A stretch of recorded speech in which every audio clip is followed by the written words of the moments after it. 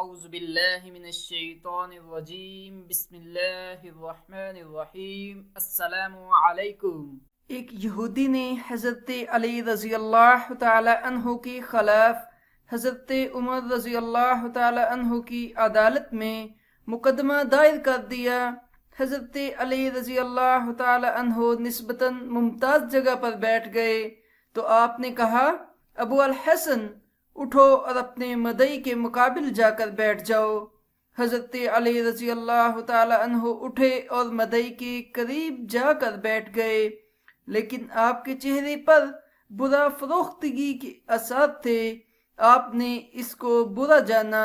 مقدمہ ختم ہونے کے بعد حضرت عمر رضی اللہ تعالی عنہ نے حضرت علی سے کہا کہ فریق مخالف کے برابر بیٹھنا آپ کو ناگوار گزرا تھا۔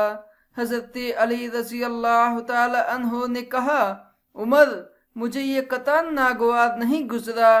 ناگوار یہ گزرا کہ تم نے میرا نام لینے کی بجائے مجھے میری کنیت سے پکارا اور فریق مقابل کو اس کے نام سے پکارا۔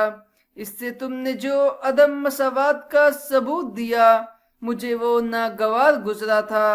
واضح رہے کہ عربوں کی ہاں کسی کو نام کی بجائے کنیت سے پکارنا نہایت برا سمجھا جاتا ہے، اس کی تعظیم پر دلالت کرتا ہے۔ اگر آپ کو یہ کہانی اچھی لگی ہے تو ہمارے چینل کو ہماری حوصلہ افزائی کے لیے ضرور سبسکرائب کیا کریں۔ جزاک اللہ۔